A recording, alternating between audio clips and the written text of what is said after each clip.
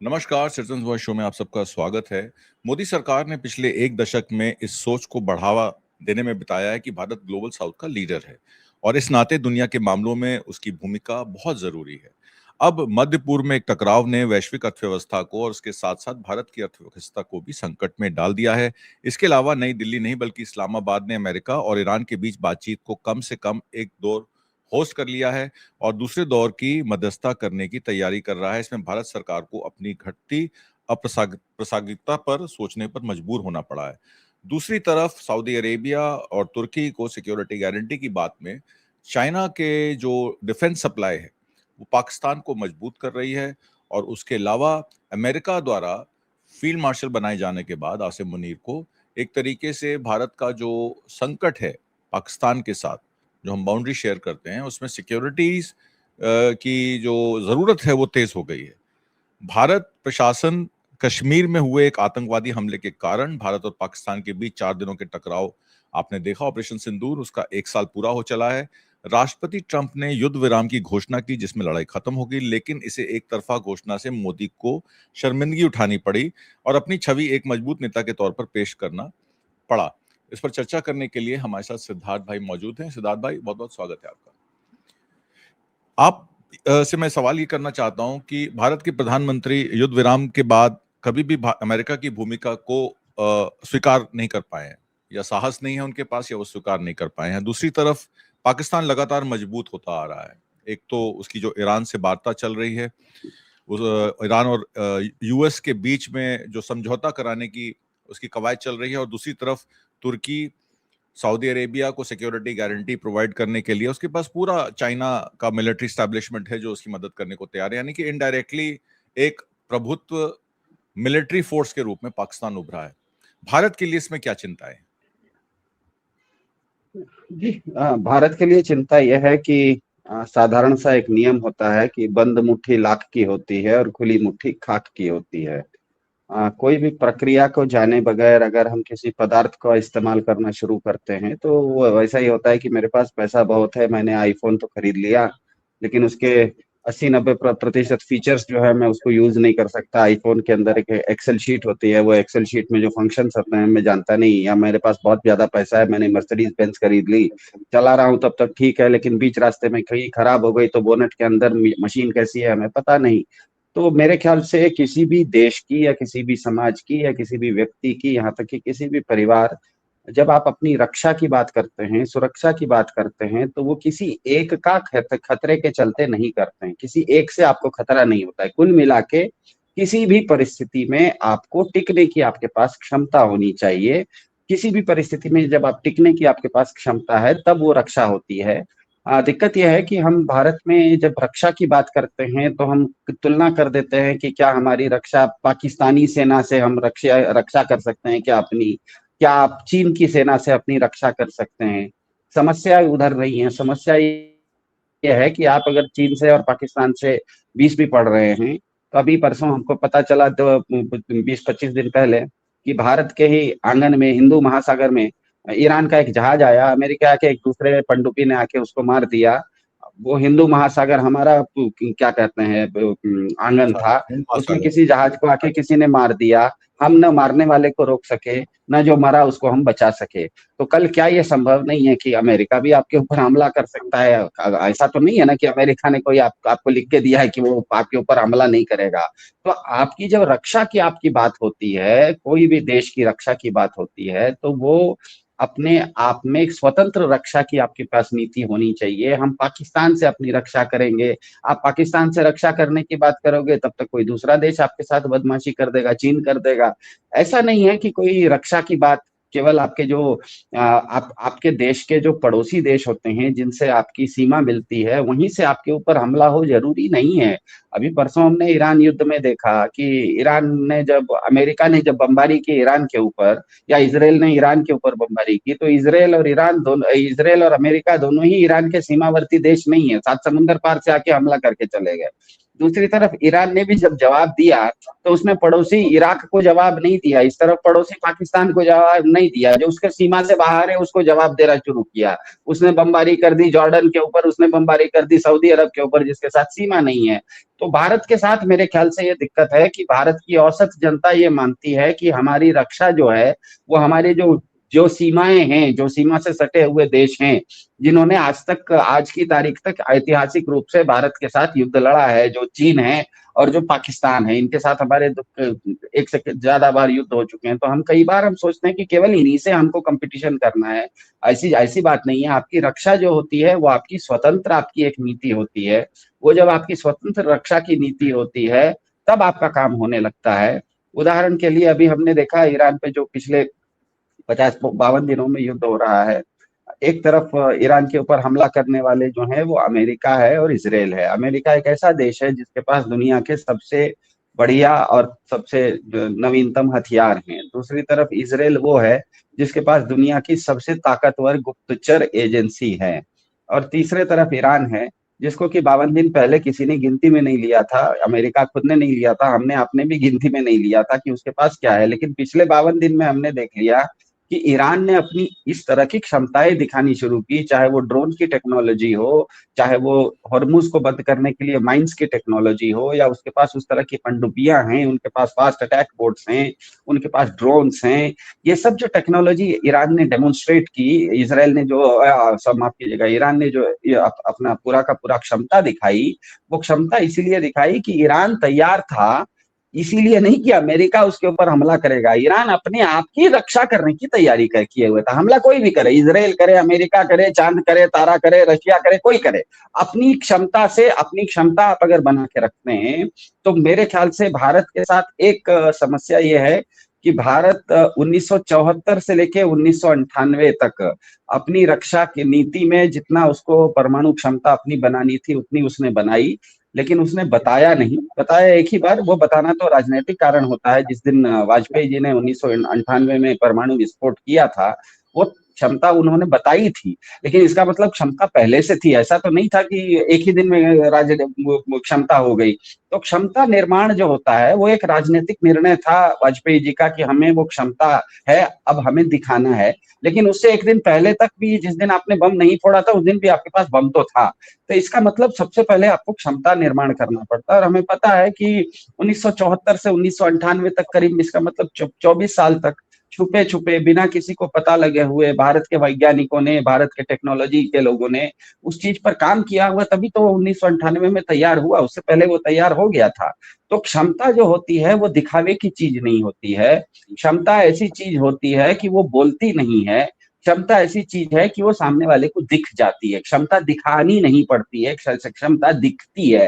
हाथी जब चलता है तो वो बोलता नहीं है कि मैं दुनिया का सबसे ताकतवर जानवर हूँ। वो जब दिखता है सामने, आपको पता लग जाता है कि बहुत विशालकाय जानवर आ रहा है। जब तक वो नहीं दिखा तब तक अलग बात है। तो भारत मेरे ख्याल से 1974 से 1998 तक परमाणु विषय के मामले में हम लोगों ने रक्षा की जो अपनी नीति अपनाई थी वो बहुत ही ठोस नीति थी। 1998 के बाद जिस समय हमारे पास परमाणु का क्षमता आ गई, उसके तुरंत बाद के सुब्रमण्यम साहब थे जो कि भारत के उन्होंने नेशनल सिक्योरिटी स्ट्रेटेजी बनाई। उसके बाद उसको डिलीवर करने का उन्होंने ट्रायड बनाने की बात की, और उन्होंने भारत में मिसाइल वगैरह बनाए, जिसके हमारे एपीजे अब्दुल कलाम साहब उसके पिता माने जाते हैं, इंडिया के मिसाइल मैन माने जाते हैं। तो हम लोगों ने वो सब क्षमता तो तैयार करके रख ली। लेकिन हुआ ये कि 2014 के बाद से मुझे लगता है कि भारत की सरकार जो आई है वो क्षमता से ज्यादा दिखावा पसंद है। वो बताना चाहती है कि हमारे पास क्या क्या चीजें हैं। अमेरिका ने इसी तरह से दुनिया भर को बताया कि उसके पास कितनी ताकत है, क्या कहते हैं, हथियारों की।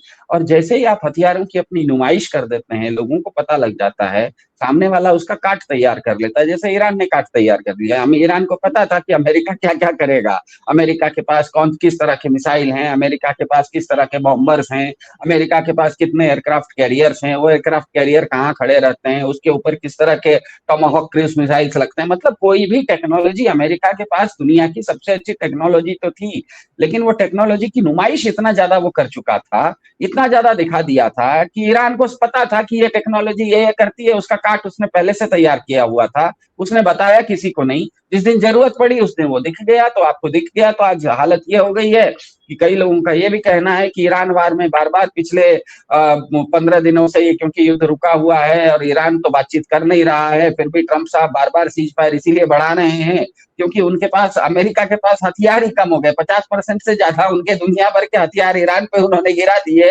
पूरा उनके पास हथियार नहीं है। मध्य पूर्व में अब वो दूसरे जगहों से पहले हथियार लाएंगे, फिर से युद्ध शुरू करेंगे। तो अमेरिका के साथ ये दिक्कत हो गई।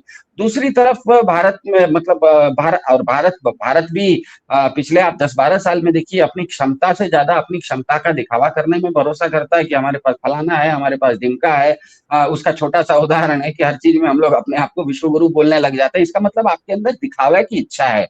रक्षा जो चीज होती है वो दिखावे की चीज नहीं होती है, वो रखने की चीज होती है। जिस समय जरूरत पड़े उसका इस्तेमाल होता है। और दूसरी बात यह है कि कहीं ना कहीं भारत की औसत लोगों को ये ध्यान में नहीं आया है कि रक्षा जो है वो तो सेना करती है, और जो गुप्तचर हैं वो केवल सूचना देते हैं। गुप्तचर सूचना ही दे सकते हैं। मैं बस आपके घर के बगल में हूँ, आपके घर में अगर घी का हलवा बन रहा है तो मुझे महक आ जाएगी, मुझे पता तो लग जाएगा कि आपके घर में घी का हलवा बन रहा है, लेकिन उससे मेरे घर में ही घी का हलवा नहीं बनने वाला। मुझे सूचना मिल गई कि आपके घर में घी का हलवा बन रहा है, लेकिन उससे मेरे घर में घी का हलवा नहीं बनता है।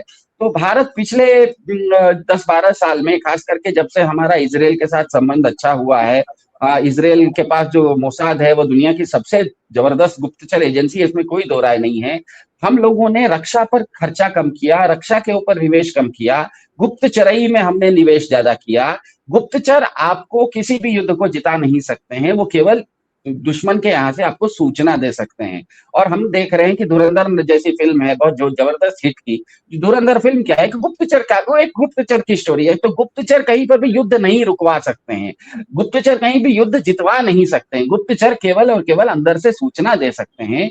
तो भारत ने जितना ज्यादा अपनी जेम्स बॉन्डगिरी या धुरंधरई के तरफ हम लोग झुके हैं, मेरे ख्याल से भारत रक्षा के मामले में, रक्षा होती है, आपके पास क्या कहते हैं, उपकरण होने चाहिए, आपके पास टेक्नोलॉजी होनी चाहिए, उस टेक्नोलॉजी को चलाने लायक आपके पास वैज्ञानिक तरीके के लोग होने चाहिए, जिसको कि टेक्नोलॉजी के बिना कुछ नहीं हो सकता। आज अगर ईरान ने अमेरिका को 52 दिन तक धूल चटाई है, वो युद्ध में हारा नहीं है, तो इसीलिए क्योंकि उसके पास ड्रोन भी है। इसका मतलब ड्रोन बनाने की टेक्नोलॉजी भी है, वो ड्रोन उड़ाता भी है, इसका मतलब ड्रोन उड़ाने की टेक्नोलॉजी भी है। ये सब करने के लिए उसके पास समझदार, वो केवल सुबह शाम 5 टाइम नमाज पढ़ने वाले नहीं है, उनके यहाँ समझदार लोग ऐसे भी हैं जो कि उस चीज को, उसकी तकनीकी चीजों को पूरा करने की उनके पास क्षमता है। तो वो जो वैज्ञानिक, आपके जिसको साइंटिफिक टेम्पर कहते हैं, उतने सारे वैज्ञानिक सोच वाले आपके पास लोग होने चाहिए, आपके पास उस तरह के उपकरण होने चाहिए।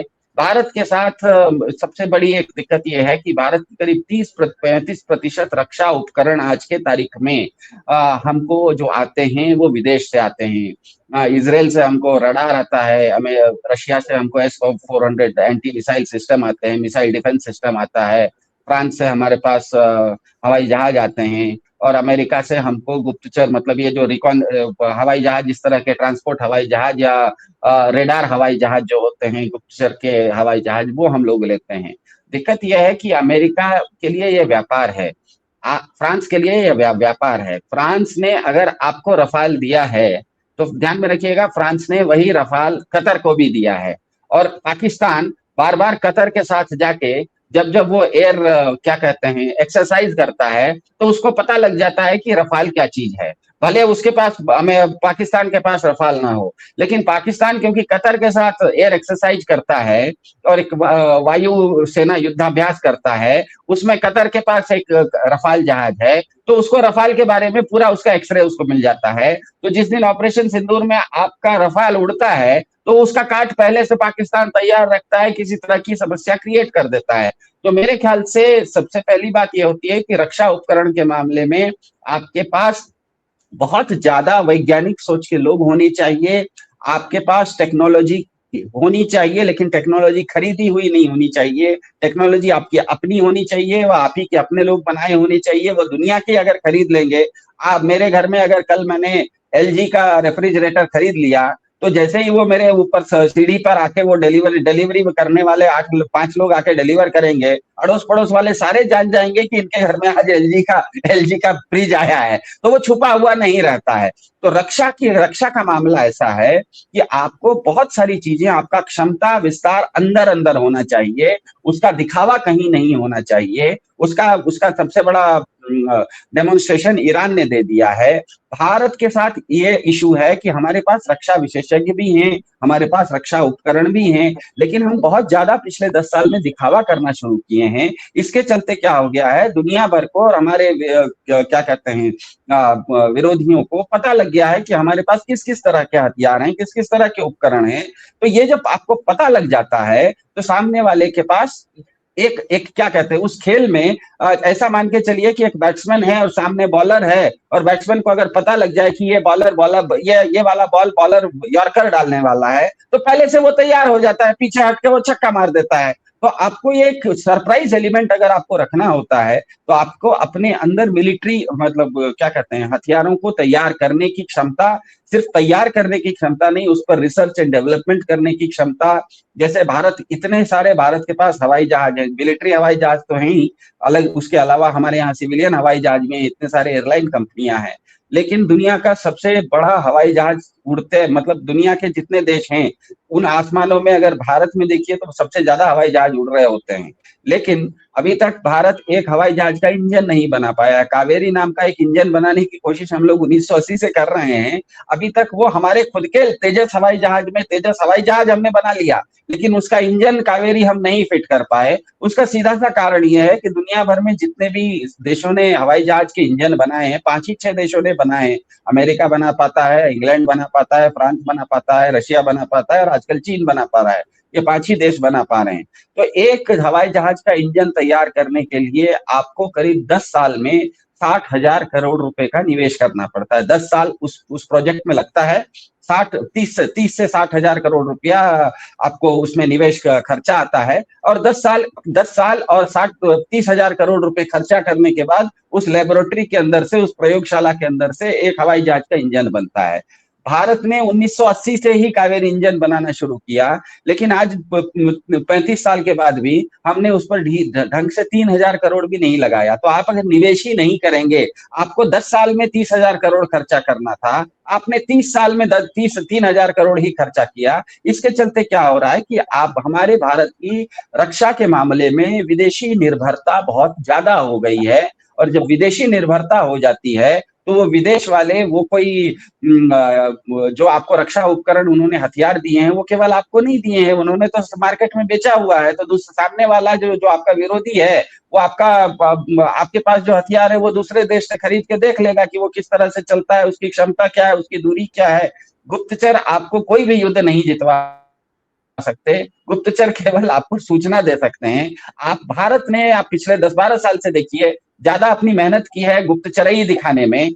सैनिक रक्षा उपकरणों में जितना आपको खर्चा करना चाहिए, जितना स्टेम में साइंस टेक्नोलॉजी इंजीनियरिंग और मैथमेटिक्स के जितने ग्रेजुएट्स आपको निकालने चाहिए, उनमें से जितने लोगों को आपको रक्षा के विभाग में R&D में, रिसर्च एंड डेवलपमेंट में डालना चाहिए, जितना उसमें मानव लोगों का, अच्छे अच्छे लोगों का निवेश करना है, जितना उसमें पैसा लगाना है, जितना आपको निवेश करना है, जितना आपको हथियारों के मामले में आत्मनिर्भर सच में होना है, हम उतना हुए नहीं। गुप्तचरई के मामले में हम मोसाद से सीख के काफी आगे बढ़ चुके हैं। हम लोगों के बारे में तो यहाँ तक कहना है कि अमेरिका के FBI लिस्ट में हमारे एक भारत सरकार के मुलाजिम का नाम आ गया है कि उसने अमेरिका में जाके किसी को, अमेरिका के नागरिक को निपटने की कोशिश की। मतलब ये सब मोसाद का एमओ है ना, ये सब मोसाद ही करता है, ये सब गुप्तचर करते हैं। लेकिन गुप्तचर आपको युद्ध नहीं जितवा सकते।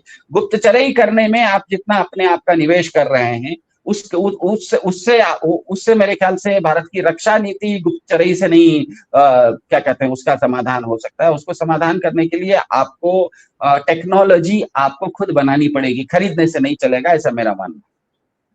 जी, आपने कहा गुप्तचरी से नहीं बल्कि अपनी आत्मनिर्भरता से। अगर आप इजराइल निर्भर हो जाएंगे, खाली स्पाईवेयर पे कंसंट्रेट करेंगे, हमारा 35% डिफेंस इक्विपमेंट इंपोर्टेड है, उसमें सोर्स कोड्स भी उन्हीं ऑर्गेनाइजेशंस के पास होते हैं जिनसे हम माल खरीदते हैं।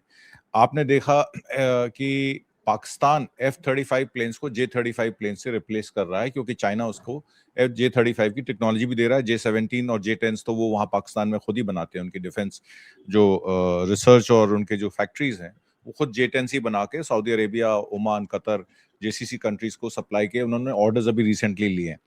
मेरा सवाल यह है कि गवर्नमेंट ने अपने आप को स्पेशल स्ट्रेटेजिक पार्टनरशिप के तहत इजराइल के साथ एक बांध लिया है, मल्टी लेयर डिफेंस शील्ड के तहत। और इजराइल और ईरान युद्ध में हमने देखा कि इजराइल का जो गुप्तचरी है या उसकी मोसाद है वो ईरान को रोक नहीं पाई अपनी मिसाइल टेक्नोलॉजी को लेकर उनको युद्ध में परास्त करने की। एक तरीके से इजराइल परास्त ही हुआ है, पर वो अभी भी लगा हुआ है, सदर्न लेबनान के थ्रू घुसने की कोशिश कर रहा है, सीरिया का रास्ता खोल रहा है, 10 किलोमीटर का उसने जो है वो एरिया भी ऑक्यूपाई कर लिया है। क्या भारत इजराइल की तर्ज पर इस तरीके की जो आपने बताया कि डिफेंस स्ट्रैटेजी उनकी जो है वो अब गुप्तचरी या स्पाईवेयर पे ज्यादा है, क्या स्पाईवेयर के तहत हम अपने बॉर्डर्स को सुरक्षित रख सकते हैं, चाहे वो बांग्लादेश हो, पाकिस्तान हो या चीन के साथ लेह लद्दाख हो? मेरा आखिरी सवाल आपसे ये।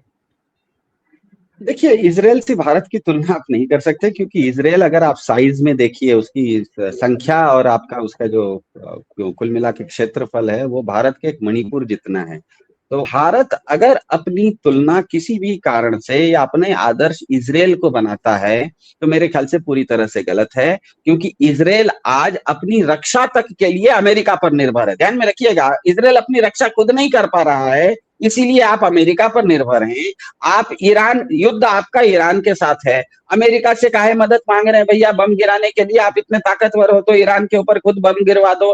तो इजराइल, इसका कारण सीधा सा है कि इजराइल मनोबल उसका बहुत ज्यादा है, उसके हसरतें बहुत बड़ी बड़ी हैं, उसका दिखावा भी बहुत बड़ा है। नाम के लिए वो भी दुनिया पे एक देश है, नक्शे पर बहुत ताकतवर देश है, लेकिन आप ध्यान से देखिएगा तो उसकी संख्या, न तो उसके पास जनसंख्या है, न तो उसके पास क्षेत्रफल है कि वो अपनी ढंग से सेना भी बना सके। एक सेना बनाने के लिए आपके पास कम से कम मिनिमम लोग चाहिए। के साथ समस्या यह है कि उसकी जनसंख्या इतनी कम है कि वो अपनी सेना खड़ी नहीं कर सकता है। इसी और चारों तरफ से क्योंकि उसको लगता है कि मैं घिरा हुआ हूं, इसीलिए वो सेना के बदले अपना पूरा का पूरा इन्वेस्टमेंट और निवेश जो कर रहा है वो गुप्तचरई में कर रहा है। भारत के साथ वैसी स्थिति नहीं है। भारत, पहली बात तो यह है कि भारत चारों तरफ से दुश्मनों से घिरा हुआ नहीं है। भारत के तीन तरफ समुद्र है, समुद्र आपका रक्षक है। तो सबसे पहले तो देखिए, इजराइल चारों तरफ से घिरा हुआ है, भारत तीन तरफ से खुला हुआ है। तो जो तीन तरफ से खुला हुआ है, दुनिया में किसी भी देश के साथ हम सीधा संपर्क रख सकते हैं। तो इसका मतलब हमको तीन तरफ से तो खतरा, हमारे ऊपर तो हमला नहीं होने वाला। भारत के ऊपर तीन तरफ से तो पानी पर से तो हमला नहीं होने वाला है। तो आप अपनी तुलना इसराइल से कैसे कर रहे हैं? क्योंकि न तो क्षेत्रफल में, न तो पॉपुलेशन में, न तो जनसंख्या में, न तो उतने बड़े किसी मामले में इसराइल और भारत है नहीं। तो इसराइल के साथ मेरे ख्याल से इसराइल की, मैं ये नहीं कह रहा हूं कि इसराइल गलत कर रहा है, इसराइल की अपनी राष्ट्रीय सुरक्षा नीति हो सकती है, उनके पास लोग कम हैं तो वो सेना खड़ी करने के बदले बहुत ताकतवर गुप्तचर एजेंसी खड़ी कर रहे हैं। लेकिन भारत के लिए मुझे बताइए कि म्यांमार से लेके पूरा का पूरा नॉर्थ ईस्ट, उसके बाद आपका भूटान, उसके बाद चीन, उसके बाद पाकिस्तान, इतने बड़े हजारों किलोमीटर को आप गुप्तचरई से थोड़े संभाल सकते हैं। आपके लिए तो सेना लगानी पड़ेगी ना। गुप्तचरई की अपनी सीमा होती है। तो मेरे ख्याल से, और यही कारण बना कि आप गुप्तचरई पर ज्यादा ध्यान रख रहे थे, सैनिकों पर कम रख रहे थे। इसीलिए आज से 1 साल पहले पहलगाम में 4 लोग पाकिस्तान से आ भी जाते हैं, वो लोगों को वहां पर और भारत में लोगों को मार भी देते हैं, निरीह लोगों को, उसके बाद वो भाग भी जाते हैं। आज आपका जो कोर्ट में चार्जशीट है उसमें आप खुद बोल रहे हैं कि उसमें से 3 पाकिस्तानी हैं, वो भगोड़े हैं। इसका मतलब वो आए थे यहाँ, कुछ कांड करके चले भी गए। इसका मतलब क्या है कि आपके बॉर्डर में आपके पास इतने सैनिक नहीं है कि लोगों को इस तरह के चोर रास्ते से आने जाने वाले को रोक सके। तो आपकी गुप्तचरई भी फेल हो गई, क्योंकि गुप्तचरई अगर आपके पास अगर इतनी मजबूत होती तो पहलगाम जैसी घटना नहीं होती। घटना होने से पहले आपको पता लग जाता, आपके गुप्तचर बता देते कि उधर से लोग आने वाले हैं, आप उसको पकड़ लेते। तो आपकी गुप्तचरई भी फेल हो गई। आपने गुप्तचरई पर जितनी ताकत लगाई उतनी सेना पर नहीं ताकत लगाई, इसीलिए उधर से बदमाश लोग, आतंकवादी आ भी गए और अंजाम, गंदे काम को सरंजाम देके वापस भी चले गए। अब आपके पास एक ही रास्ता बचता है कि आप कोर्ट में डाल रहे हैं कि हमारे यहाँ 4 आतंकवादी आए थे, 3 को हमने मार दिया, एक वापस भाग गया पाकिस्तान में। अब उसको निपटने के लिए आप ऑपरेशन सिंदूर कर रहे रहे हैं। ऑपरेशन सिंदूर में आप कहते हैं कि हमने 21 टारगेट बनाए थे, आपने तो 9 पर ही मारे, बाकी 12 अभी बचे हुए। मतलब आप अपने आप को एक स्पष्टता चाहिए। इसीलिए रक्षा नीति का मतलब होता है कि रक्षा किस चीज की। क्या आप अपनी नक्शा का रक्षा करना चाह रहे हैं, अपनी जमीन की रक्षा करना चाह रहे हैं, अपने जान की रक्षा करना चाह रहे हैं, अपने माल की रक्षा करना चाह रहे हैं, या अपनी सभ्यता की रक्षा करना चाह रहे हैं?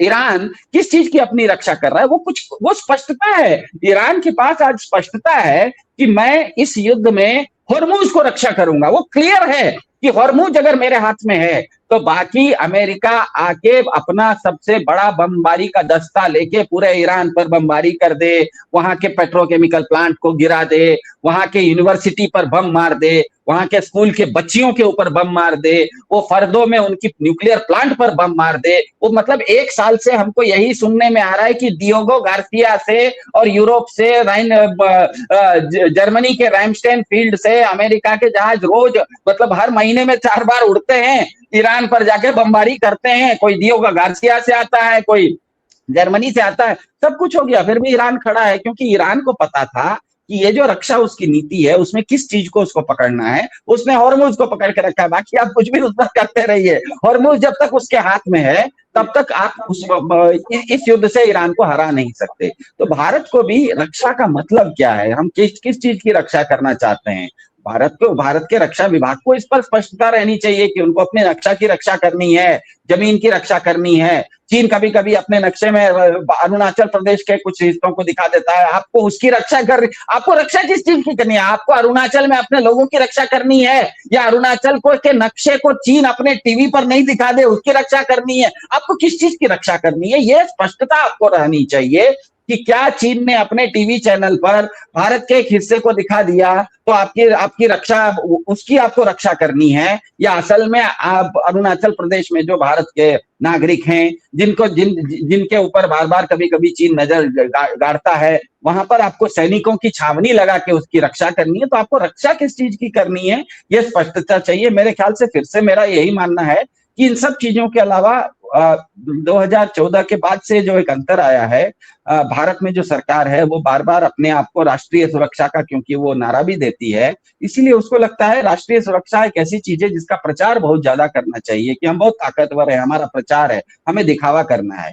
और दिखावा करने के चक्कर में आप गुप्तचरई पर ज्यादा इन्वेस्ट आप कर चुके हैं।